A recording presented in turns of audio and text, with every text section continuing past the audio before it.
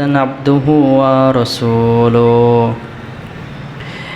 يا أيها الناس اتقوا ربكم الذي خلقكم من نفس واحدة وخلق منها زوجها وبث منهما رجالا كثيرا ونساء واتقوا الله الذي تساءلون به والأرحام إن الله كان عليكم رقيبا يا أيها الذين آمنوا اتقوا الله حق تقاته ولا تموتن إلا وأنتم مسلمون يا أيها الذين آمنوا اتقوا الله قولوا قولا سديدا يصلح لكم أعمالكم ويغفر لكم ذنوبكم ومن يطع الله رسوله فقد فاز فوزا عظيما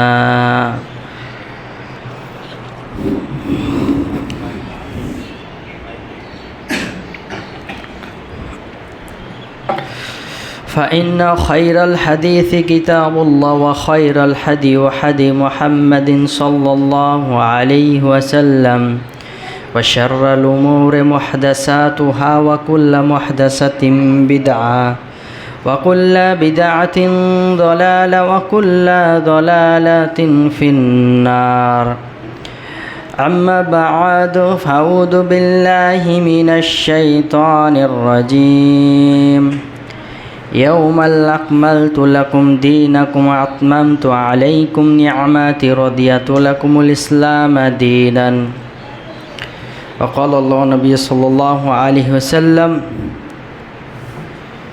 أن تشهد أن لا إله إلا الله وأن محمد رسول الله إقام الصلاة وإيتاء الزكاة وحج صوم رمضان শ্রদ্ধেয় এই জুমার দিনে উপস্থিত সকল মুসলিম ভাতৃবৃন্দ, প্রশংসা মাত্র সে মহান সত্তা আল্লাহ সুবহানাহু ওয়া তাআলার, যিনি আপনাকে আমাকে শ্রেষ্ঠ মাখলুকাত করে সৃষ্টি করেছেন।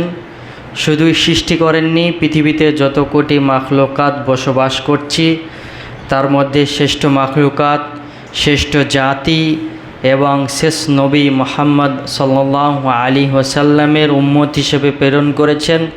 সে মহান রব্বুল আলামিনের প্রশংসা করে আমরা শেষ করতে পারবো না, তাই সংক্ষিপ্ত ভাষায় বলি আলহামদুলিল্লাহ। তারপরে পরে নাজিল হন সেই নবীর ওপরে যে নবী দুনিয়াবি বুকে কোনটা হারাম কোনটা হালাল, কোনটা জায়েজ কোনটা না জায়েজ, কোনটা সুন্নাত কোনটা বিদআত সুস্পষ্ট করে দিয়েছেন। সে নবী মুহাম্মদ রাসূলুল্লাহ সাল্লাল্লাহু আলাইহি ওয়াসাল্লামের উপরে অগণিত সালাম এবং সালাতে বিবর্ষিত হোক, আমিন। আল্লাহুম্মা সাল্লি আলাইহি আল্লাহুম্মা বারিক আলাইহি। সম্মানিত উপস্থিতি, আজকে পবিত্র জুমার দিন। এই জুমার দিনে যেটা আলোচনা করব ভেবেছি ইসলামের পরিচয় এবং ইসলামের প্রতি সাহাবা আকরামদের ভালোবাসা। ইসলামের পরিচয় আপনাকে আমাকে জানতে হবে। ইসলাম কার্যকলাপ, মূলনীতি, ইবাদত যা কিছু আছে ইসলামের মধ্যে সেগুলো পালন করতে গেলে ইসলাম জানতে হবে। আর ইসলাম কটা পিলারের উপরে দাঁড়িয়েছে সে বিষয়গুলো আপনাকে জানতে হবে। তো আল্লাহ সুবহানাহু ওয়া তাআলার নিকটে পছন্দনীয় দিন হচ্ছে ইসলাম। আর কোনো কিন্তু দিন বা ধর্ম আল্লাহ সুবহানাহু ওয়া তাআলার কাছে পছন্দনীয় নয়। আল্লাহ সুবহানাহু ওয়া তাআলা বলছেন সূরা আলে ইমরান 3 নম্বর সূরা 19 নম্বর আয়াতে বলছেন ইন্না দীনা ইনদাল্লাহিল ইসলাম। নিশ্চয় আল্লাহ সুবহানাহু ওয়া তাআলার নিকটে একমাত্র মনোনীত দিন জীবন ব্যবস্থা হচ্ছে ইসলাম। আর ইসলাম যাবতীয় সংযোজন বিয়োজন হতে মুক্ত। ইসলামের মধ্যে কেউ সংযোজন করতেও পারবে না, কেউ বিয়োজনও করতে পারবে না। কেউ যদি মনে করে ইসলামের মধ্যে নতুনত্ব কিছু অ্যাড করব, আমি কিছু সংযোগ করব, যুক্ত করব, কোশ্চিনকালেও সম্ভব নয়। কেউ যদি ভাবে এই জুমার দিনে অনেক তপ্ত গরম, এই গরমের দিনে আমরা জুমার খুতবা এত দীর্ঘ না করে আমরা দূরে কাত করে সালাত আদায় করে আমরা বাড়ি চলে যাব, যদি এরকম কেউ অ্যাড করতে চায় কোশ্চিনকালেও সম্ভব নয়। কেউ যদি মনে করে যে না আমরা মাগরিবের সালাত 3 রাকাত আদায় করব না, 2 রাকাত আদায় করব, জাহেরিভাবে আদায় করে আমরা বাড়ি চলে যাব, সম্ভব নয়। এই কারণেই সম্ভব নয়। আল্লাহ সুবহানাহু ওয়া তাআলা সুস্পষ্ট করে দিয়েছেন সূরা মাইদার 5 নম্বর সূরা 3 নম্বর আয়াতে বলছেন, ইয়াউমাল আকমালতু লাকুম দীনাকুম আতমামতু আলাইকুম নিয়ামাতি রাদিয়াতু লাকুমুল ইসলাম দীনান। আজ আমি তোমাদের জন্য দ্বীন ইসলামকে পরিপূর্ণ করে দিলাম, আর আমার যে নিয়ামত, সে নিয়ামতকে আমি সম্পূর্ণ করে দিলাম। আর দিনকে, ইসলামকে দিন হিসেবে আল্লাহ সুবহানাহু ওয়া তাআলা পছন্দ করে দিলেন আমাদের জন্য। তাই দিনই ইসলাম কমপ্লিট। আল্লাহ সুবহানাহু ওয়া তাআলা বলছেন দিন আমাদের জন্য পছন্দ করে দিয়েছেন, তার নিয়ামত দিয়ে দিয়েছেন এবং ইসলামকে দিন হিসেবে পছন্দ করে দিয়েছেন। এর পরেও নতুনত্ব করার কোনো দরকার নেই বা করতেও পারবে না। কেউ যদি করে নতুনত্ব, তার কিছুই কবুল করা হবে না। কেউ যদি মনে করে যে দ্বীন ইসলামের যে বিধান আল্লাহ সুবহানাহু ওয়া তাআলা দিয়েছেন নবী মুহাম্মদ রাসূলুল্লাহ সাল্লাল্লাহু আলাইহি সাল্লামের উপরে, এই দ্বীন ইসলাম আমার পছন্দ নয়, আমার পালন করতে কষ্ট হয়, আমাকে প্রচণ্ড কষ্ট করতে হয়, আমাকে ভালো লাগে না, অন্য কিছু খোঁজার চেষ্টা যদি করে, আল্লাহ সুবহানাহু ওয়া তাআলা বলছেন এই দিন, এই আমল, এই কার্যকলাপ কিছুই আল্লাহ সুবহানাহু ওয়া তাআলা কবুল করবেন না। আল্লাহ সুবহানাহু ওয়া তাআলা সুস্পষ্ট ভাষায় পবিত্র কোরআনে বলছেন, ওমাই ইয়াবতাগি গায়রাল ইসলাম দীনান ফালাই উকবালা মিনহু ওয়া হুয়া ফিল আখিরাতি মিনাল খাসিরিন। ওমাই ইয়াবতাগি গায়রাল ইসলাম দীনান, আর যে ব্যক্তি ইসলাম ছাড়া অন্য কোনো ধর্ম, অন্য কোনো পথ পন্থা যা কিছু খোঁজার চেষ্টা করবে, আমল হোক, ইসলাম ছাড়া অন্য ধর্ম হোক, যা কিছু খোঁজার চেষ্টা করবে, ফালাই উকবালা মিনহু, তার কিছুই কবুল করা হবে না, কিচ্ছু না। আল্লাহ রসুল সাল্লাল্লাহু আলাইহি সাল্লাম যে বিধান দিয়েছেন, সে বিধানকে ত্যাগ করে দিয়ে অন্য কিছু খোঁজার চেষ্টা করে, ফালাই উকবালা মিনহু, তার কিছুই কবুল করা হবে না। এমনকি আল্লাহ সুবহানাহু ওয়া তাআলা বলছেন ওয়া হুয়া ফিল আখিরাতি মিনাল খাসিরিন, এবং কাল কিয়ামতের মাঠে ক্ষতিগ্রস্তদের মধ্যে অন্তর্ভুক্ত হবে। আখিরাতে তারাই ক্ষতিগ্রস্তদের মধ্যে অন্তর্ভুক্ত হবে। কারা আখিরাতে ক্ষতিগ্রস্তদের অন্তর্ভুক্ত হবে? যারা আল্লাহ সুবহানাহু ওয়া তাআলার বিধানকে মানেনি, রসুলের বিধানকে মানেনি, তারাই কাল কিয়ামতের মাঠে ক্ষতিগ্রস্তদের মধ্যে অন্তর্ভুক্ত থাকবে। কিয়ামতের মাঠে দুটি দল হবে, যারা হবে জান্নাতি এবং জাহান্নামী। এই জাহান্নামীদের দলে তারা অন্তর্ভুক্ত থাকবে। তাহলে ইসলাম জানতে গেলে আপনাকে ইসলামের মূলনীতি, তার প্ল্যাটফর্ম জানতে হবে। ইসলাম যে 5টি প্ল্যাকের ওপরে দাঁড়িয়েছে, সেটা হচ্ছে প্রথম আশহাদু আল্লা ইলাহা ইল্লাল্লাহ ওয়া আন্না মুহাম্মাদুর রাসূলুল্লাহ, প্রথম সাক্ষ্য দেওয়া যে আল্লাহ ছাড়া সত্য কোনো মাবুদ নেই, আর মুহাম্মদ সাল্লাল্লাহু আলাইহি সাল্লাম আল্লাহর দাস, এই সাক্ষ্য দেওয়া। 2 নম্বর হচ্ছে সালাত কায়েম করা, যাকাত দেওয়া, রমাদানে সিয়াম পালন করা, আর সামর্থ্যবানদের জন্য বাইতুল্লাহ হজ সম্পাদন করা। মূলত ইসলামের যে ভিত, এটা হচ্ছে 5টি। এই 5টি বিধান কেউ যদি না মানে, যদি ছেড়ে দেয় যে কোনো একটি, সে মুসলিম আর থাকতে পারবে না। দৈনন্দিন 5 ওয়াক্ত সালাতের মধ্যে যদি 1 ওয়াক্ত সালাত ছেড়ে দেয়, সে মুসলিম আর থাকতে পারবে না। স্বল্প শালীনদের নীতি তারা, মান তারাকা সালাতা মুতাআম্মিদা ফাকাদ কাফারা, যে 1 ওয়াক্ত সালাত পরিত্যাগ করলো, সে কাফের অন্তর্ভুক্ত হলো। আর এই বড় বিধান কেউ যদি পরিত্যাগ করবে, সে নিঃসন্দেহে কাফেরে পরিণত হবে। তাহলে আমরা সাধারণ মানুষ এই 5টি জিনিস জানার পরে, ইসলামের পরিচিতি জানার পরে, আমাদের মনের মধ্যে একটা প্রশ্ন জাগে যে ইসলাম আমরা কিভাবে সম্পাদন করব, কিভাবে মেনে চলব, কিভাবে আমলগুলো করব। এ ব্যাপারে আল্লাহ সুবহানাহু ওয়া তাআলা সুস্পষ্ট ভাষায় বলে দিয়েছেন, ইয়া আইয়ুহাল্লাযিনা আমানু আতিউল্লাহ ওয়া আতিউর রাসূল ওয়ালা তুবতিলু আমালাকুম। আল্লাহ সুবহানাহু ওয়া তাআলা বলছেন, যারা ইসলাম জানলো, জানার পরে আমল কিভাবে করবেন সে শিক্ষা আল্লাহ সুবহানাহু ওয়া তাআলা পবিত্র কোরআনে দিয়ে দিয়েছেন। ইয়া আইয়ুহাল্লাযিনা আমানু, যারা বিশ্বাস স্থাপন করেছে তাদেরকে ডেকে বলেছে, আপনার আমার মতো যারা বিশ্বাস করেছি এদেরকে কখনো বলেনি। যারা কবরের প্রতি, জান্নাতের প্রতি, জাহান্নামের প্রতি, ফেরেশতারা আছে, এই সমস্ত বিষয়ের প্রতি যারা বিশ্বাস স্থাপন করেছে তাদেরকে ডেকে বলছেন, ইয়া আইয়ুহাল্লাযিনা আমানু আতিউল্লাহ, তোমরা আল্লাহর আনুগত্য করো, ওয়া আতিউর রাসূল, রসুলের অনুসরণ করো, ওয়ালা তুবতিলু আমালাকুম, এবং তোমাদের আমলসমূহ বিনষ্ট করো না। এখানে আমল সমূহ বিনিষ্ট করো না, এই কথাটা বাদ দিয়ে যদি বলতো তোমরা জান্নাতে প্রবেশ করবে, তাহলে কথাটা সাজানো গোছানো মনে হতো, তাই না? আতিউল্লাহ, তোমরা আল্লাহর আনুগত্য করো, ও আতিউর রসুল, রসুলের অনুসরণ করো, তাহলে তোমরা জান্নাত পাবে। একদম একই ওয়েতে সুন্দর কথা চলে আসছে, কিন্তু আল্লাহ সুবহানাহু ওয়া তাআলা তা বললেন না। ওয়ালা তুবতিলু আমালাকুম, তোমাদের আমল সমূহ বিনিষ্ট করো না। তার কারণ পবিত্র কোরআনে আল্লাহ সুবহানাহু ওয়া তাআলা যত বিধানের কথা বলা হয়েছে, যত বিধানের কথা বলেছে, সবই নবী মুহাম্মদ রাসূলুল্লাহ সাল্লাল্লাহু আলাইহি সাল্লাম আমল করে দেখিয়ে দিয়েছেন। ওয়াতি রসুল, রসুলের অনুসরণ করতে বলা হয়েছে। তার কারণ আল্লাহর রসুল সাল্লাল্লাহু আলাইহি সাল্লাম আল্লাহর বিধানের উপরে যেভাবে আমল করেছে, ঠিক একইভাবে আমল করতে। আপনার হুজুর যে বিধান দিয়েছে সেই বিধানের উপরে আমল চলবে না। আপনার হুজুর সালাত শিখিয়েছে, রসুল সাল্লাল্লাহু আলাইহি সাল্লামের সালাত পছন্দ হলো না। আপনার হুজুর সালাত শিখিয়েছে, আপনার হুজুরের সালাত পছন্দ হলো। আপনার হুজুর আপনার সালাতের পরে দোয়া শিখিয়েছে, রাসূলুল্লাহ সাল্লাল্লাহু আলাইহি সাল্লামের জিকির পছন্দ হলো না।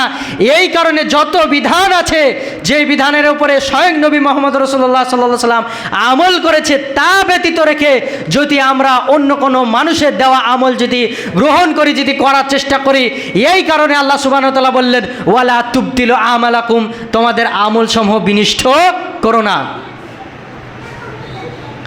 যদি বলতো জান্নাত পাবে, তাহলে এই কথা বলতো না। যে কোনো মানুষের আমল গ্রহণ করে তা করে জান্নাত পেয়ে যেতেন। কিন্তু নবী মুহাম্মদ রাসূলুল্লাহ সাল্লাল্লাহু আলাইহি সাল্লামের দেখার পদ্ধতিতে যদি আপনার আমল যদি না হয়, কাল কিয়ামতের মাঠে আল্লাহ সুবহানাহু ওয়া তাআলা ওই আমলের 5 পয়সা দাম দেবে না। মানে আমিলা আমালা লাইসা আলাইহি আমরুনা ফাহুয়া রাদ্দুন। আল্লাহ রাসূল সাল্লাল্লাহু আলাইহি সাল্লাম স্পষ্ট ভাষায় বলছে, যা আমি করিনি, যা করতে বলিনি, কেউ করলো বা বললো, ফাহুয়া রাদ, সেটা হচ্ছে বাতিল। আপনার হুজুর যেটা দিয়েছে সেটা কখনোই গ্রহণ করা যাবে না। যদি করেন, আল্লাহ সুবহানাহু ওয়া তাআলা সতর্ক করেছিল ওয়ালা তুবতিলু আমালাকুম, তোমাদের আমল সমূহ বিনিষ্ট হয়ে যাবে। এই কারণে আল্লাহ সুবহানাহু ওয়া তাআলা নবী সাল্লাল্লাহু আলাইহি সাল্লামের ব্যাপারে বলছেন, আল্লাহ রসুল যা দিয়েছে তোমরা তাই গ্রহণ করো। সূরা হাসর 59 নম্বর সূরা 7 নম্বর আয়াতে বলছেন ওমা আতাকুমুর রাসূলুহু ফাকুদুহু ওয়া মা নাহাকুম আনহু ফান্তাহু ওয়াত্তাকুল্লাহ ইন্নাল্লাহা শাদীদুল ইকাব। ওমা আতাকুমুর রাসূলুহু ফাকুদুহু, নবী তোমাদেরকে যা দেয় তোমরা তা গ্রহণ করো। ওমা নাহাকুম আনহু ফান্তাহু, তোমাদেরকে যা থেকে বিরত থাকতে বলা হয়েছে সেই সব বিষয় থেকে তোমরা বিরত থাকো। ওয়াত্তাকুল্লাহ, তোমরা আল্লাহকে ভয় করো। ইন্নাল্লাহা শাদীদুল ইকাব, নিশ্চয় তিনি কঠোর শাস্তিদাতা। আল্লাহ সুবহানাহু ওয়া তাআলা বলছেন নবী যা দেয় তোমরা তাই গ্রহণ করো। যে বিধান দিয়েছে সেই বিধানকে গ্রহণ করো। ইসলাম যা দিয়েছে তাই গ্রহণ করো। আর যা থেকে তোমাদেরকে বিরত থাকতে বলা হয়েছে সেই সব বিষয় থেকে তোমরা বিরত থাকো। আর তোমরা আল্লাহকে ভয় করো, তার কারণ আল্লাহ হচ্ছে কঠোর শাস্তিদাতা। কাল কিয়ামতের মাঠে শাস্তি দেবে যদি তার বিরুদ্ধ আচরণ যদি করি। এই কারণে এই কথাই বললেন। তার কারণ মানুষ দলে দলে বিভক্ত হবে, বিভিন্ন দলে বিভক্ত হয়ে বিভিন্ন আমল শুরু করবে। মানুষ করেছে, এটা আমল শুরু করেছে। যদি আল্লাহ রসুল বাদ দিয়ে অন্য কোনো মানুষের যদি কথায় প্রাধান্য হতো, তার কথাই যদি ওয়াহি হতো, তাহলে আপনার আমার ভাষায় আল্লাহ রসুলকে প্রয়োজনই নেই। তিনি এসেছিলেন দুনিয়ার বুকে শুধু ছাগল চড়িয়ে উট চড়িয়ে চলে গিয়েছেন। স্বয়ং আল্লাহ সুবহানাহু ওয়া তাআলা সূরা নাজমের মধ্যে বলছেন ওয়ামা ইয়ানতিকু আনিল হাওয়া ইন হুয়া ইল্লা ওয়াহী ইউহা।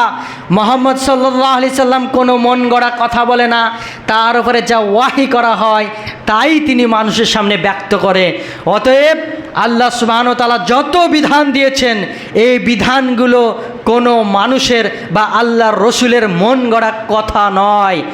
যদি হতো আপনার আমার মতো আলেমের কথা, যদি হতো মন গড়া কথা, যাদেরকে আমরা বলে মানুষকে পথভ্রষ্ট করছি, বিভ্রান্তিতে ফেলে দিচ্ছি, তাদের মতো যদি কথা আল্লাহ রসুল বলতো, মহিলাদেরকে বলেছে তোমরা পর্দা করো, এই কথাটা যদি আল্লাহ রসুল নিজে বলতো, মানুষদেরকে বলছে তোমরা 5 ওয়াক্ত সালাত আদায় করো, এই কথাটা যদি আল্লাহ রসুল নিজে বলতো, তোমরা টাকনুর ওপরে প্যান পড়ো, এই কথাটা যদি আল্লাহ রসুল সাল্লাল্লাহু আলাইহি সাল্লাম নিজে বানিয়ে কথা বলতো, তাহলে আল্লাহ সুবহানাহু ওয়া তাআলা সূরা হাক্কার মধ্যে বলছে নবী সাল্লাল্লাহু আলাইহি সাল্লামের কানকে আমি ডান হাত দিয়ে ধরতাম এবং তার শাহরগকে আমি কেটে দিতাম।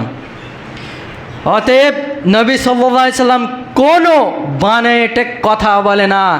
এক শ্রেণীর লোক দল বেরিয়েছে, তারা বলছে কোরআনে যা আছে তাই মানব, আর হাদিসে যা আছে তারা মানব না। তারা নাম দিয়েছে আহলে কোরআন। মূলত এরা আহলে কোরআন নাই, এরা হচ্ছে মুনকারিন হাদিস, হাদিসকে অস্বীকারী। এদের জন্য বিশিষ্ট এক তাবী হাসান বাসারি রাহিমাহুল্লাহ তিনি বলছেন, ইমরান বিন হুসাইন একজন সাহাবী, তিনি কিছু সংখ্যক লোক নিয়ে দার্স দিচ্ছিলেন। একজন লোক বলে উঠল যে আমাদেরকে কোরআন শিক্ষা ব্যতীত অন্য কোনো শিক্ষা দেবেন না, হাদিসের কথা অন্য আদার্স নলেজ আমাদেরকে দেবেন না, শুধু কোরআনই শিক্ষা দেবেন। তখন ওই সাহাবী ওই ব্যক্তিটাকে ধমক দিয়ে বলে, এই তুমি শোনো। তাকে কিছু প্রশ্ন ছুড়ে দিল, তোমাকে যদি জোহরের সালাত কয় রেকাত, মাগরিবের সালাত কয় রেকাত, আসরের সালাত কয় রেকাত, কাবার 7 চক্কর লাগানো, সাফা মারওয়া তাওয়াফ করা, এই সব কি কোরআন থেকে তুমি দেখাতে পারবে? সে লোকটা চুপ হয়ে গেল। তুমি দেখাও কোরআন থেকে, এইগুলো আছে কোথায়, যে করেকাত সালাত কোথায়, কোন দোয়া করতে হবে, এগুলো দেখাও কোরআন থেকে। সে লোক চুপ হয়ে গেল। সাহাবী আল্লাহর কসম করে বলছেন, আল্লাহর কসম করে বলছি, যদি তোমরা আল্লাহ রসুল সাল্লাল্লাহু আলাইহি সাল্লামের কথা, তার সুন্নাহকে যদি মেনে না নাও, তার হাদিসকে যদি মেনে না নাও, তাহলে তোমরা পথভ্রষ্টয় লিপ্ত হবে। তা হয়েছে, তারা পথভ্রষ্টয় লিপ্ত। তারা আল্লাহ রসুলের বিধান, আল্লাহ রসুল সাল্লাল্লাহু আলাইহি সাল্লামের হাদিসকে অস্বীকার করার কারণে তারা পথভ্রষ্টয় লিপ্ত হয়েছে। স্বয়ং আল্লাহ রসুল সাল্লাল্লাহু আলাইহি সাল্লাম বলছেন, ইন্নী উতিতুল কিতাব ও মিসলাহু ওয়া মাহু, আমাকে আল্লাহ সুবহানাহু ওয়া তাআলা পবিত্র কোরআন দিয়েছে, কোরআনের মতো আরেকটা জিনিস দেওয়া হয়েছে, সেটা হচ্ছে সহিহ হাদিস। তারা এই হাদিসকে গ্রহণ করে না। আল্লাহ রসুলের যে বিধান, সাহাবা একরাম এই রকম তারা অন্তরের মধ্যে দৃঢ় সংকল্প রেখে তারা মেনে নিয়েছিল আল্লাহ এবং আল্লাহ রসুলের কথা। তারা ইসলামের প্রতি ভালোবাসা, যেভাবে ভালোবাসা দেখিয়েছিল, আমরা শিকি পরিমাণ সেই ভালোবাসা আজ আমরা দেখাতে পারি না। মক্কার পটভূমিতে একদম তরুণ যুবক, একদম তরুণ্যময় যুবক, বয়স হবে মাত্র 18-19 বছর বয়স। এই যুবক কি করেছে, আল্লাহ রসুল সাল্লাল্লাহু আলাইহি সাল্লাম যখন কোরআন মাজিদ তেলাওয়াত করছিলেন, তখন সেই যুবক আল্লাহ রসুল সাল্লাল্লাহু আলাইহি সাল্লামের কাছে গিয়ে বলছেন, আপনি ওইটা কি তেলাওয়াত করছেন, আপনি কি তেলাওয়াত করছেন, আমাকে বলুন আপনি। আল্লাহ রসুল সাল্লাল্লাহু আলাইহি সাল্লাম বলছেন, আমার উপরে যে কোরআন নাজিল করা হয়েছে সেই কোরআন আমি পাঠ করছি। সে মুসাব বিন উমাইর বলছেন যে আমি এই কোরআন পাঠ করতে যাই, তখন আল্লাহ রসুল সাল্লাল্লাহু আলাইহি সাল্লাম বললেন, তুমি যদি কোরআন পাঠ করতে চাও তাহলে তোমাকে মুসলিম হতে হবে, ইসলাম ধর্ম গ্রহণ করতে হবে। তখন মুসাব বিন উমাইর বললেন, আমি প্রস্তুত আছি, আপনি বলুন কি বলতে হবে। তখন আল্লাহ রসুল বললেন, কালেমায়ে শাহাদাত পাঠ করো। যখন পাঠ করে নিলেন, মুসলিম হয়ে গেল। একদম ধনাঢ্য পরিবারের সন্তান, সে পরিবারের সন্তান নয় মুসাব বিন উমাইর। দেখবেন কে ছিল মুসাব বিন উমাইর, মক্কার পটভূমিতে এর চাইতে ধনী পরিবারের সন্তান মক্কার বুকে ছিল না। তার এতই ধন সম্পদ ছিল, অঢেল ধন সম্পদ। তিনি যে ড্রেস পোশাকে পাঞ্জাবিটা পরেছি, এই পাঞ্জাবি তিনি 1 দিন বা 2 দিনের বেশি পরিধান করতেন না, একেবারেই করতেন না, ছুঁড়ে ফেলে দিতেন। আমরা এটা কেচে কুচে 6 মাস 1 বছর আমরা ব্যবহার করি, কিন্তু তিনি 1 দিন বা 2 দিনের বেশি পরতেন না। মক্কাতে সব থেকে দামি সুগন্ধি তিনি ব্যবহার করতেন। এই মুসাব বিন উমাইর যখন ইসলাম ধর্ম গ্রহণ করলেন, তখন তার মা জানতে পারলো, বাড়ি থেকে তাড়িয়ে দেওয়া হলো। 1 সপ্তাহ পর মুসাব বিন উমাইরকে ডেকে পাঠালো। তার মা বলছে, মুসাব, তুমি যে মুহাম্মদ সাল্লাল্লাহু আলাইহি সাল্লামের ধর্ম গ্রহণ করেছো, এই ধর্মকে তুমি পরিত্যাগ করে দাও, আর তোমার বাপ দাদা যে ধর্ম দিয়েছে সেই ধর্মকে মেনে নাও। যদি না নাও, আমি তোমার মা 1 সপ্তাহ না খেয়ে বসে রয়েছি, আমি না খেয়ে মারা যাব। মুসাব বিন উমাইর কি বলেছিল জানেন? মা, তুমি 1 সপ্তাহ না খেয়ে আছো, তুমি 1 সপ্তাহ কি, যদি না খেয়ে যদি 1000 বার যদি মৃত্যুবরণ করো, আমি মুহাম্মদ সাল্লাল্লাহু আলাইহি সাল্লামের ধর্ম থেকে আমি আর হটব না। এই ছিল মুসাব বিন উমাইর। আপনাকে যদি বলা হয় 1 কোটি টাকা আপনার ব্যাংকে ট্রান্সফার করে দিচ্ছি, তখন আপনি যত আপনার আকাঙ্ক্ষা, মনের লালনা, বাসনা, তাড়না সব কিছু পূরণ করবেন। আজকের যুবকদের এখান থেকে শিক্ষা নেওয়া দরকার। এই মুসাব বিন উমাইরের ঘটনা যতবার পড়েছি ততবার চোখে অশ্রু এসেছে। এই মুসাব বিন উমাইর সমস্ত কিছু ত্যাগ করে দিয়ে তার মৃত্যু কিভাবে হচ্ছেন চলুন সামনে দেখাচ্ছি। তার মৃত্যু কিভাবে অসহায়তা হয়ে নিয়ে হচ্ছে। এখন যুবককে যদি বলা হয় তোমার ব্যাংকে 1 কোটি টাকা দিচ্ছি, অমুক যুবক কলেজে পড়েছে, স্কুলে পড়েছে, অমুক পরিবার তাকে ঠকিয়েছিল, মেয়েকে পছন্দ করতো, বিয়ে দেয়নি, বলবে তাদেরকে গাড়ি বাড়ি করে দেখিয়ে দেবো, একজন চাকরিজীবী হতে পারে অন্যজন ঠকিয়েছে, তাকে দেখিয়ে দেবো আমার কত টাকার প্রপার্টি আছে। মানুষের চিন্তার চেতনা আসবে এইরকম। কিন্তু মুসাব বিন উমাইর থাকা সত্ত্বেও তিনি সমস্ত কিছু ত্যাগ করে দিয়ে মদিনায় চলে গেলেন। মদিনায় অলিতে গলিতে দাওয়াত দিতে শুরু করলেন। যখন দাওয়াত এখানে ওখানে পৌঁছালেন, সব থেকে বড় বড় সাহাবী তখন মুসাব বিন উমাইরের হাতে ইসলাম ধর্ম গ্রহণ করেছিলেন। আবু দাহদা রাদিয়াল্লাহু তাআলা ইসলাম ধর্ম গ্রহণ করেছিলেন, যার মৃত্যুতে আল্লাহ সুবহানাহু ওয়া তাআলার আরশ পর্যন্ত কেঁপেছিল, সেই সাহাবীও ইসলাম ধর্ম গ্রহণ করেছিলেন। এই মুসাব বিন উমাইর যখন মক্কাতে অলিতে গলিতে দাওয়াত পৌঁছে দিলেন, মদিনার বুকে সাড়া পড়ল। সেই বছরই আল্লাহ রসুল সাল্লাল্লাহু আলাইহি সাল্লাম রওনা দিলে হিজরত করলেন। বদরের যুদ্ধ হলো। বদরের যুদ্ধ মুসাব বিন উমাইরকে ডাকা হলো। মুসলিমদের পক্ষ থেকে পতাকা তার হাতে থামিয়ে দেওয়া হলো। সেই যুদ্ধে তারা জয় লাভ করলো। এবং উহুদের যুদ্ধ ঠিক একইভাবে মুসাব বিন উমাইরকে ডাকা হলো। মুসাব বিন উমাইরকে বলল যে তোমার যে দিনের খেদমত, তোমার যে দিনের প্রচেষ্টা, তোমার দিনের প্রতি যে ভালোবাসা, এই কারণে তুমি একমাত্র হকদার হচ্ছ মুসলিমদের পক্ষ থেকে পতাকা ওড়াবার একমাত্র তুমি হকদার মুসাব। মুসাবকে যখন পতাকা ইসলামের ঝান্ডা হাতে তুলে দেওয়া হলো, মুসাব বিন উমাইর এক হাতে তারওয়াল আর এক হাতে পতাকা নিয়ে উত্তাম গতিতে ঝাঁপিয়ে পড়লেন যুদ্ধতে। যখন উত্তাম গতিতে যুদ্ধ চলছে, কাফের মুশরিকদের মধ্যে মুসলমানদের মধ্যে তুমুল যুদ্ধ লেগে গেল। মুসাব বিন উমাইর উত্তাম গতিতে এক হাতে তারওয়াল আর এক হাতে পতাকা নিয়ে যুদ্ধ করছে। এমতো অবস্থায় দেখছে মুহাম্মদ সাল্লাল্লাহু আলাইহি সাল্লামের ওপরে আক্রমণ করছে ইহুদিরা। তখন মুসাব বিন উমাইর দৃষ্টিকাতর করলে তার দিকে, এবং মুসাব বিন উমাইর নিজের দিকে কাফের মুশরিকদের দৃষ্টিকাতর করার কারণে তাকে এসে তার এক হাত কেটে দেওয়া হলো। মুসাব বিন উমাইর যখন এক হাত কেটে গেল, অন্য হাতে পতাকাটা তিনি উত্তোলন করে দাঁত দিয়ে মুখ দিয়ে কামড়ে ধরে আছে। যখন তার দ্বিতীয় হাতটাও কেটে দেওয়া হলো, তখন এই বাহু দিয়ে পতাকাটা কামড়ে ধরে আছে। যখন পেছন থেকে এসে তার গর্দনটাকে উড়িয়ে দেওয়া হলো, মুসাব বিন উমাইর তো সেখানে মারা গেল। এদিকে মুহাম্মদ সাল্লাল্লাহু আলাইহি সাল্লামের দাঁতে তারওয়াল তীর লেগে তার দাঁত ভেঙে গিয়েছে। সাদ বিন আবু আক্কাস একজন তারুণ্যময় যুবক আল্লাহ রসুল সাল্লাল্লাহু আলাইহি সাল্লামকে গার্ড দিচ্ছেন, নিজের ঢাল স্বরূপ নিজেকে আটকে রেখেছেন। আল্লাহ রসুল সাল্লাল্লাহু আলাইহি সাল্লাম এক গুহার মধ্যে ঢুকেছে, তার পিঠে একটা নয় দুইটা নয় 81টা তীর লেগে তিনি সেখানেই শহীদ হয়ে গেলেন, মৃত্যুবরণ করলেন। এবং আল্লাহ রসুল সাল্লাল্লাহু আলাইহি সাল্লাম আবু বকর এবং ওমর রাদিয়াল্লাহু তাআলা উহুদের যুদ্ধ আল্লাহ রসুলকে উঠিয়ে নিয়ে গেল। যুদ্ধ শেষ। কাফের মুশরিকরা বলছেন মুসাব বিন উমাইর এবং আল্লাহ রসুল সাল্লাল্লাহু আলাইহি সাল্লামের চেহারার সাদৃশ্য একই রকম ছিল, দেখতে হুবহু আল্লাহ রসুল সাল্লাল্লাহু আলাইহি সাল্লামের মতো সাদৃশ্য ছিল মুসাব বিন উমাইরের চেহারা। যখন বলা হলো কাফের মুশরিকরা মুহাম্মদ সাল্লাল্লাহু আলাইহি সাল্লামকে মেরে দিয়েছি, যুদ্ধ সমাপ্ত, চলো ফিরে যাই।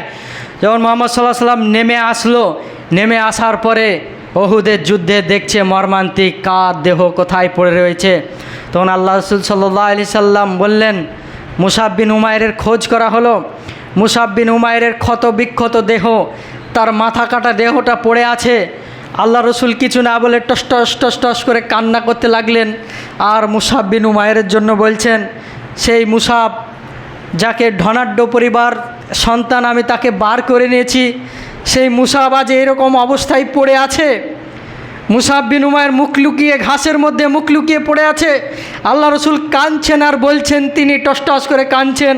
তখন বলছেন যে মক্কার পটভূমিতে সব থেকে ধনী পরিবারের সন্তান হচ্ছে মুসাব, আর মদিনায় দাওয়াত দিতে গিয়ে কতদিন যে খায়নি মুসাব তার ঠিক নেই। এত ধন সম্পদ থাকা সত্ত্বেও মুসাব বিন উমায়ের যখন খিদার তাড়নায় মক্কার অলিতে গলিতে যখন দাওয়াত দিতে যেতেন মুসাব বিন উমায়ের, তখন খেতে পেতেন না, মানুষের কাছে চাইতেও পারতেন না। মুসাব বিন উমায়ের পেটে পাথর বেঁধে মানুষের সামনে দাওয়াত দিয়ে বেরিয়েছে। সে মুসাব বিন উমায়ের জন্য বলছেন আল্লাহ রসুল যে এমন অবস্থায় মারা গেল, তার জন্য আমি কিছুই করতে পারছি না। তখন সাহাবা আকরামরা বলছেন আল্লাহ রসুল মুসাব বিন উমায়েরকে কীভাবে দাফন করব। আল্লাহ রসুল সাল্লাল্লাহু আলাইহি সাল্লাম বলছেন তার ছিঁড়া একটা চাদর, ছিন্ন ছিন্ন চাদর, যেই চাদর গায়ে জড়িয়ে যুদ্ধ করেছিল, সেই মুসাব বিন উমায়ের চাদরটা ছিন্ন বিচ্ছিন্ন হয়ে পড়ে আছে। আল্লাহ রসুল সাল্লাল্লাহু আলাইহি সাল্লাম বলছেন ওই ছিঁড়া চাদর দিয়ে তাকে ঢেকে দাও। যখন মুসাব বিন উমায়ের মাথাটা ঢেকে দিচ্ছে তখন পাটা বেরিয়ে যাচ্ছে, যখন পাটা ঢেকে দিচ্ছে মাথাটা বেরিয়ে যাচ্ছে। আল্লাহ রসুল নিজেকে ধরে রাখতে পারছেন না, টস টস করে কান্না করছে, হায় মুসাব তোমার জন্য শেষ বিদায়ের দিনে আমি এক টুকরো তোমার জন্য কাফনের ব্যবস্থা করে দিতে পারলাম না। মুহাম্মদ সাল্লাল্লাহু আলাইহি সাল্লাম কীভাবে মৃত্যুবরণ করছে দেখুন, অসাহিত্য নিয়ে শেষ পর্যায়ে এসে এক টুকরো কাফন তার নসিবে জুটল না, যে কিনা মক্কার পটভূমিতে এর চাইতে ধনী পরিবারের সন্তান আর ছিল না। এই ছিল তাদের দিনের প্রতি ভালোবাসা। নিজের জীবনকে শেষ করে দিলেন কিন্তু নিজের জন্য একটু কোনো ভাবলেন না। আর আপনি নিজের জন্য, আমরা ভাবছি দিনের ইসলামের জন্য কোনো পদক্ষেপই নিচ্ছি না। দিন ইসলামের ভালোবাসা তাদের এরকম ছিল। খুবাইব রাদিয়াল্লাহু তাআলা আনহুর ভালোবাসা দেখুন, যখন খুবাইব রাদিয়াল্লাহু তাআলা মুজারার গোত্রে গেলেন দাওয়াত দিতে, খুবাইব রাদিয়াল্লাহু তাআলা আনহুর কণ্ঠ ছিল খুব সুমধুর, কোরআন তেলাওয়াত করতেন খুব সুমধুর কণ্ঠে। আল্লাহ রসুল সাল্লাল্লাহু আলাইহি সাল্লাম মাঝে মাঝে বলতেন যে খুবাইব তুমি কোরআন তেলাওয়াত করো, আমি শুনি, তোমার কোরআন তেলাওয়াত শুনে আমার হৃদয়টা ঠান্ডা হয়ে যায়, প্রশান্তি লাভ করে। মুজারার গুরুত্বের লোকেদেরকে কোরআন শিক্ষা দেওয়ার জন্য ডাকলে মুজারার গুরুত্বের লোকেরা ধোঁকা দিয়ে নিয়ে গিয়েছিল। একজন নয়, দুইজন নয়, 68 জন সাহাবা আকরামকে হত্যা করেছিল মুজারার গুরুত্বেরা। এমনকি খুবাইব রাদিয়াল্লাহু তাআলা আনহুকে বন্দি করে রাখলেন। বন্দি করা রাখার পরে 68 জন সাহাবা আকরামকে হত্যা করেছিল, চোখ তুলে নিয়েছিল, কান কেটে দিয়েছিল, টুকরো টুকরো করেছিল। একজন সেখান থেকে বেরিয়ে আল্লাহ রসুল সাল্লাল্লাহু আলাইহি সাল্লামের কাছে খবর পৌঁছালো যে এইরকম অবস্থা, তাদেরকে হত্যা করেছে, খুবাইব রাদিয়াল্লাহু তাআলা আনহুকে বন্দি করে রেখেছে। তার কারণ খুবাইব রাদিয়াল্লাহু তাআলা আনহু না খেয়ে যেন মারা যায়, সেই কারণে বন্দি করে রেখেছিলেন। যখন দেখা গেল বন্দি করে তারা চলে গেল, কিছুদিন পরে ফেরত আসছে, খুবাইব রাদিয়াল্লাহু তাআলা আনহুর শরীর স্বাস্থ্য আরও ভালো হয়েছে। তখন তাকে জিজ্ঞেস করছে, ঘরের এক কোনায় পড়ে আছে ফলের খোসা। খুবাইব রাদিয়াল্লাহু তাআলা আনহুকে জিজ্ঞেস করছে, এ কি তোমার ঘরের মধ্যে ফলের খোসা কোথা থেকে এলো? খুবাইব রাদিয়াল্লাহু তাআলা আনহু নাই ভয় ডয় করে বলে, এটা আমার রব দিয়েছে, রবের পক্ষ থেকে এসেছে। যখন দেখলে তারা খুবাইব রাদিয়াল্লাহু তাআলা আনহুকে এভাবে শাস্তি দেওয়া যাবে না, মৃত্যুবরণ করা যাবে না, তাকে শুলিতে চড়াবার জন্য তাকে সেখান থেকে নিয়ে গেল। নিয়ে যাওয়ার পরে খুবাইব রাদিয়াল্লাহু তাআলা আনহুকে বলছেন, দেখো তুমি হচ্ছ খুব ব্রেনি মানুষ, তুমি মুহাম্মদ সাল্লাল্লাহু আলাইহি সাল্লামের দিন থেকে হটে যাও। যদি দিন ইসলাম থেকে যদি হটে যাও তাহলে তোমাকে আমরা ছেড়ে দেব, মারব না, হত্যা করব না।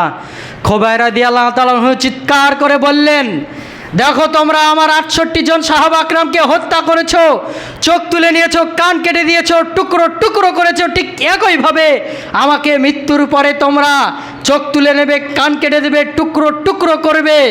আমি জানি এটা, তবে মনে রাখো প্রত্যেকটা চাকুর আঘাতের বিনিময়ে কাল কিয়ামতের মাঠে আমি বরকত দান পাবো, আর যত আঘাত মারবে সবই হচ্ছে আল্লাহর পক্ষ থেকে বরকত দান করবেন। যখন খুবাইব রাদিয়াল্লাহু তাআলা আনহু বললেন, তোমরা আমাকে মেরে দেবে ঠিক, তবে আমার একটা শর্ত আছে যে তোমরা আমাকে 2 রাকাত সালাত আদায় করতে দাও।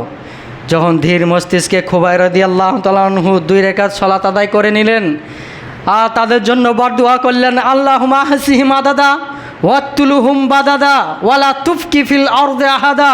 খুবাইব রাদিয়াল্লাহু তাআলা সালাত আদায় করলেন, এমনভাবে সালাত আদায় করলেন, তাদেরকে বলছে যদি তোমরা মনে না করতে খুবাইব রাদিয়াল্লাহু তাআলা মৃত্যুর ভয়ে সালাতটাকে দীর্ঘ করছে, তাহলে আমি আমার দরবারে, আল্লাহর দরবারে এমনভাবে সালাতকে দীর্ঘ করতাম যে আমি কখন সেজদা থেকে উঠতাম আমি জানি না। খুবাইব রাদিয়াল্লাহু তাআলা সালাত শেষ করে বলছেন আল্লাহুম্মা আহসিহিম আদাদা, হে আল্লাহ, যারা আমার সঙ্গী সাথীকে হত্যা করেছে, চোখ তুলে নিয়েছে, কান কেটে দিয়েছে, টুকরো টুকরো করেছে, ধোঁকা দিয়ে এনে সকল সাহাবা কিরামকে হত্যা করলো, তাদেরকে তুমি চিহ্নিত করে রাখো, একজনকে চিহ্নিত করে রাখো। আল্লাহকে সাক্ষ্য করে বলছেন, মৃত্যুর শেষ পর্যায়ে এসে বললেন না যে ছেড়ে দাও, আমার জানের ভয় আছে, আমি দিনী মুহাম্মদ সাল্লাল্লাহু আলাইহি ওয়াসাল্লাম থেকে পরিত্যাগ করছি, দিনকে পরিত্যাগ করে দিলাম, আমাকে ছেড়ে দাও, আমার জানটুকু বাঁচায়। তিনি সে কথা বললেন না। আল্লাহুম্মা আসিমা দাদা, যারা আমার সঙ্গী সাথীকে হত্যা করছে কিছুক্ষণ পরেও আমাকে হত্যা করবে, ওয়াত্তুলুহুম বাদাদা, তাদেরকে সবাইকে চিনে রাখো, একটা করে চিহ্নিত করো। ওয়াত্তুলুহুম বাদাদা ওয়ালা তুবকি ফিল আরদি আহাদা, এবং তাদেরকে একেবারে ধ্বংস করে দিও, তারা যেন একজনা টিকতে না পারে। ওই মোজারার গুরুত্বের জন্য স্বয়ং আল্লাহ রসুল 29 দিন কুনুতে নাজালা পাঠ করেছিলেন। তাদের দিনের ভালোবাসা এরকম ছিল। খুবাইব রাদিয়াল্লাহু তাআলাকে শুলিতে চড়িয়ে ফাঁসিতে লটকে হত্যা করেছিল, তবুও তারা ভালোবেসেছিল দিন ইসলামকে এভাবে, কিন্তু আপনি আমি সে ভালোবাসাটুকু অর্জন করতে পারলাম না। স্বয়ং আল্লাহ রসুলকেই তো ভালোবাসতে পারিনি আমরা। যদি ভালোবাসতাম দিনের মধ্যে অ্যাক্টিভ থাকতাম, 5 ওয়াক্ত সালাতে খুঁজে পাওয়া যেত। আজকে শুধু জুম্মার দিনে বলে নয়, জুম্মার দিনে এসেছেন নিশ্চয়ই কিছু আশা নিয়ে এসেছেন যে কিছু নেকি কামাবো, পরকাল ভালো হবে, এই উদ্দেশ্যে এসেছেন। তবে আপনার জন্য শুধু জুম্মার দিনে স্তুতি নয়, এরপরেও আসরে আসতে হবে, মাগরিবে আসতে হবে। যদি আপনার অন্তরে এইটুকু ভালোবাসা যদি না থাকে, তাহলে জেনে নেবেন হৃদয়ের মধ্যে আপনার দিনের ভালোবাসা কিছুই নেই। তার কারণ শুধু সাহাবা কিরামদের জীবনী শুধু দিনের প্রতি খেদমত করে মৃত্যুবরণ করেছে, জীবনীটা এমন ছিল না। তাদের সালাত, সিয়াম, জাকাত, হজ, তাদের এগুলো ছিল মামুলি ব্যাপার। দৈনন্দিন জীবনে খাবার যেমন আপনার পরিহার্য, না খেলে আপনি সুস্থ থাকতে পারবেন না, মারা যাবেন, ঠিক একইভাবে তাদের জীবনীতে ছিল সালাত, সিয়াম, এরকম তারা কন্টিনিউ আদায় করেছে। তারা এই কথাগুলো ভাবেনি। আর আপনি আমি কাল কিয়ামতের মাঠে নাজাত পাবো কি না এই সন্দেহ, তাহলে আপনি আমি কি আশায় বসে আছি সালাত পরিত্যাগ করে, মসজিদের দিকে অ্যাক্টিভ না হয়ে? কোন আশা নিয়ে আমরা ভাবি যে কাল কিয়ামতের মাঠে আল্লাহ সুবহানাহু ওয়া তাআলা আমাদেরকে নাজাত দিয়ে দেবে? জান্নাত অতই সহজ নয় যে আপনি যেটা মনে আসবেন সেটা করবেন। আল্লাহ রসুল সাল্লাল্লাহু আলাইহি সাল্লামকে মেনে নিতে হবে। স্বয়ং আল্লাহ সুবহানাহু ওয়া তাআলা বলছেন, ওয়া আতিউল্লাহ রাসূলাহু ইন কুনতুম মুমিনিন। শুধু মুখে দাবি করলে হবে না, হৃদয়স্থল থেকে আল্লাহ রসুলকে মেনে নিতে হবে। যদি মেনে না নিই, মুসলিম মুমিন হতে পারবো না। মেনে যদি না নিতে পারি, কখনো আমরা রসুলের আনুগত্য করতে পারবো না। আমরা সেখান থেকে ছুটকে পড়ে যাব এবং দ্বীনি ইসলাম থেকে বহু কোষ দূরে চলে যাব, জান্নাত জাহান্নাম থেকে ছুটকে পড়ে যাব। কাল কিয়ামতের মাঠে কিছুই করা থাকবে না। কাল কিয়ামতের মাঠে আমরাই তখন বলবো যে আল্লাহ আমাদেরকে একবার পাঠান, ফেরত পাঠান, দুনিয়াতে একবার পাঠান, তাহলে আমরা ভালো কাজ করব, সৎ কাজ করব। যারা ভালো কাজ করেছিল তাদের দল অন্তর্ভুক্ত হব। কাল কিয়ামতের মাঠে সুস্পষ্ট ভাষায় বলবে, রব্বি লাউলা আখরতানি ইলা আজালিন করিবি ফাআসাদ্দাকা আকুম মিনাস সালিহিন। হে আল্লাহ, কিছু দিনের জন্য আমাকে ছাড় দেন, কিছু সময়ের জন্য ছাড় দেন। ছাড় দিলে কি করব? আমরা দুনিয়াতে ফেরত যেয়ে আবার ভালো কাজ করব। যারা ভালো কাজ করছিল তাদের দল অন্তর্ভুক্ত হব।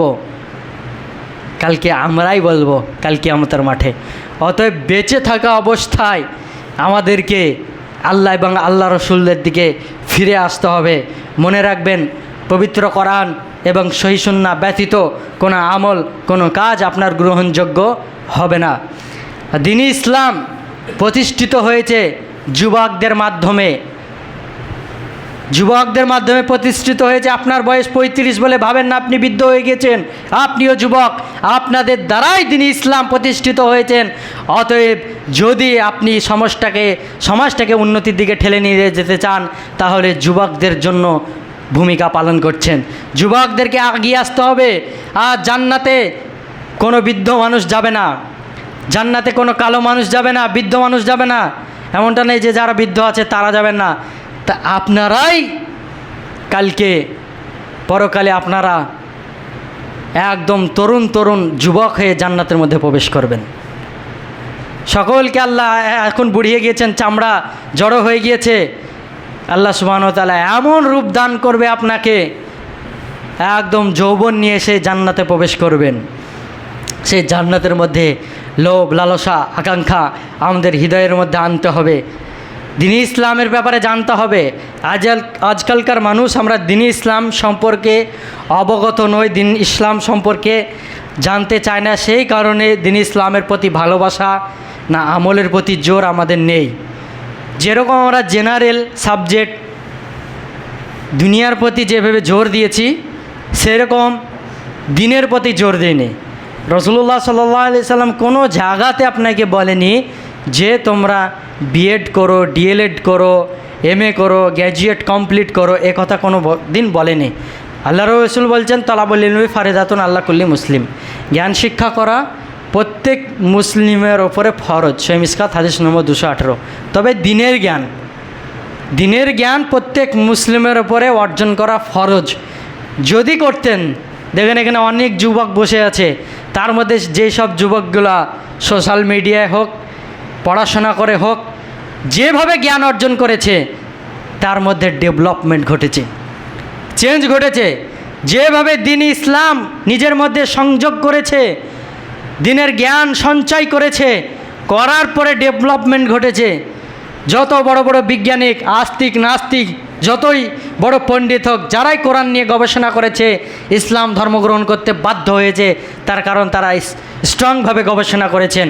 তো দ্বীন ইসলাম সম্পর্কে আপনি যদি গবেষণা না করেন, তাহলে আপনি দ্বীন সম্পর্কে কিভাবে আপনার হৃদয়ের মধ্যে ভালোবাসা জাগবে না। দ্বীন ইসলামের পরিচয় এবং সাহাবা কেরামদের দ্বীনের প্রতি ভালোবাসা যেভাবে বললাম, সেভাবে আমাদেরকেও আল্লাহ সুবহানাহু ওয়া তাআলা যেন দ্বীনের প্রতি ভালোবাসা অর্জন করার তৌফিক দান করেন, আল্লাহুম্মা আমিন।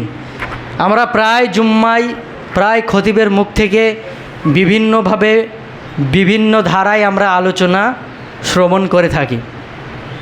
এক এক দিন এক এক টপিক, এক এক দিন এক এক আলোচনা আমরা শ্রবণ করে থাকি বিভিন্ন বিষয়ে। কোনো দিন কেউ সালাত সম্পর্কে বলে, কেউ যাকাত সম্পর্কে, কেউ পর্দা সম্পর্কে, অনেক বিষয় সম্পর্কে আমাদের আলোচনা হয়ে থাকে। তবে মূলত আলোচনা আপনাদের উদ্দেশ্যে, শুধু আলোচনাতেই সীমাবদ্ধ বিষয়টা এমনটা নয়। কিন্তু মুসলিমদের মধ্যে এটাই হয়ে গিয়েছে যে আমরা যখন আজান দিবে সেই সময় মসজিদে উপস্থিত হব, হওয়ার পরে ঘুমাবো, ঢুলঢুল করব, ঘুম আসবে, চোখ মুখ লাল করে ফেলবো, কি বললো মাথার ওপর দিয়ে উড়ে যাবে। বেসিক্যালি এটাই হয়েছে প্রত্যেক জুম্মাতে। এর আগের জুম্মা একটা জায়গায় গিয়েছিলাম, হঠাৎ করে বলছে মহিলাদের সম্পর্কে আলোচনা করতে হবে। তো দেখলাম অনেকজনই যায়, সেখানে আলোচনাও হয়, সব বিষয়ে আলোচনা হয়েছে। তবে তাদের বসা দেখে আমি বুঝতে পারলাম যতটা জুম্মা অতিবাহিত হয়েছে, একটা জুম্মা কেউ মনোযোগ দিয়ে শ্রবণ করেনি। তার কারণ জুম্মা দিনের আদবই সে বোঝে না, কিভাবে কাতারটাকে সম্পন্ন করতে হয় সেটাই বুঝে না। তাহলে এদের সামনে আপনি ভালো আলোচনা করে ভালো জিনিস দিয়ে কি করবেন? মূল্যায়ন তো সে করে না, দ্বীনের জ্ঞান দেওয়ার পরেও তো মূল্যায়ন করে না। সেখান থেকে বুঝতে পারলাম তারা দ্বীনের প্রতি ভালোবাসা কতটুকু তাদের মধ্যে, হৃদয়ের মধ্যে। এখন যদি একজন এক ব্যাগ টাকা নিয়ে এসে যদি বসে, তোমরা সারিবদ্ধভাবে বসে যাও, একটা শালপাতা দিয়ে দেবে, পাতার মধ্যে টাকা দিয়ে দেওয়া হবে গোছ করে, দেখবেন এমন সুন্দরভাবে বসে গিয়েছে। কিন্তু যেখানে দ্বীনের জ্ঞান দেওয়া হচ্ছে, যেটা ক্ষণস্থায়ী অমাল হায়াতুদ্দিনিয়া ইল্লা মাতাউল গুরুর, যেখানে বাসস্থান পর একদম জীবনকাল বাসস্থান আপনাকে থাকতে হবে। সায়েন্স কদিন প্রমাণ করছে কদিন বেঁচে থাকবেন? 60 বছর 70 বছর। মেডিকেল সায়েন্স কদিন প্রমাণ করছে মানুষ কতদিন বাঁচছে? অতিবাহিত করে এলাম 50 বছর 60 বছর, আর কদিন বাঁচবো? ওই অনন্তকাল ধরে সেখানে থাকতে হবে, সেটার জন্য আমরা কোনো পদক্ষেপ নিলাম না। সেই কারণে যে যাই বলুক আপনাকে আমল করতে হবে, মেনে নিতে হবে, কথাগুলো শ্রবণ করতে হবে। তার কারণ জুম্মার দিনে এসে আপনাকে খেকিয়ে ঝেঁকিয়ে আপনার ব্রেনের মধ্যে ভরে দিতে পারবো না। খেকিয়ে ঝেঁকিয়ে গরম বক্তব্য আমরাও দিতে পারি। আপনি বাইরে গিয়ে বলবেন বাপরে বাপ কী বক্তব্য দিল, এতটুকুই প্রশংসাতেই শেষ। কিন্তু আমরা সেটা চাই না। যাতে আপনার পরিবর্তন হোক, সকলে মিলে জান্নাত যেন পাই, আমাদের প্রচেষ্টা এটা। মানুষের কাছে খ্যাতি কামানো নয়। যদি খ্যাতি কামাবার হতো আপনাদেরকে এইরকমভাবে বোঝাতাম না। গরম গরম খুতবায় স্টাডি করে এসে গরম গরম শুনিয়ে দিয়ে নাম কামিয়ে দিয়ে চলে যেতাম। কিন্তু মূলত আমাদের বিষয় টার্গেট এটা নয়। যেন আল্লাহ সুবহানাহু ওয়া তাআলা সকলকে এইসব বিষয়গুলো বোঝার তৌফিক দান করেন এবং আমল করার তৌফিক দান করেন। আল্লাহুম্মা আমিন। পরিশেষে আল্লাহ সুবহানাহু ওয়া তাআলার কাছে এই দোয়া, এই প্রার্থনা, হে আল্লাহ, যারা আমরা কথাগুলো শ্রবণ করলাম, ফার্স্ট আমাকে এবং সকলকে আমল করার তৌফিক দান করুন। আল্লাহুম্মা আমিন। হে আল্লাহ, যারা দ্বীন ইসলাম সম্পর্কে এখনও সজাগ নয়, দ্বীন ইসলাম জ্ঞান চর্চা এখনও করতে পারেনি, তাদেরকে দ্বীনি জ্ঞান অর্জন করার তৌফিক দান করুন। আল্লাহুম্মা আমিন। হে আল্লাহ, যারা ইহকাল থেকে পরকাল গমন করেছে তাদের ত্রুটি বিচ্যুতিগুলো মাফ করে দিয়ে জান্নাতুল ফেরদাউস নসিব করুন। হে আল্লাহ, যারা এখনও অসুস্থতায় রয়েছে তাদেরকে তুমি শীঘ্রই শেফা দান করুন। আল্লাহুম্মা আমিন। ওয়ামা আলাইনা ইল্লাল বালাগ। আল্লাহুম্মা সাল্লি আলা মুহাম্মাদি ওয়া আলা আলি মুহাম্মাদ কামা সাল্লাইতা আলা ইব্রাহিম ওয়া আলা আলি ইব্রাহিম ইন্নাকা হামিদুম মাজিদ। আল্লাহুম্মা বারিক আলা মুহাম্মাদি ওয়া আলা আলি মুহাম্মাদ কামা বারাকতা আলা ইব্রাহিম ওয়া আলা আলি ইব্রাহিম ইন্নাকা হামিদুম মাজিদ। সুবহানাকা আল্লাহুম্মা বিহামদিকা আশহাদু আল্লা ইলাহা ইল্লা আনতা আস্তাগফিরুকা ওয়া আতুবু ইলাইক। আসসালামু আলাইকুম ওয়া রাহমাতুল্লাহি ওয়া বারাকাতুহু।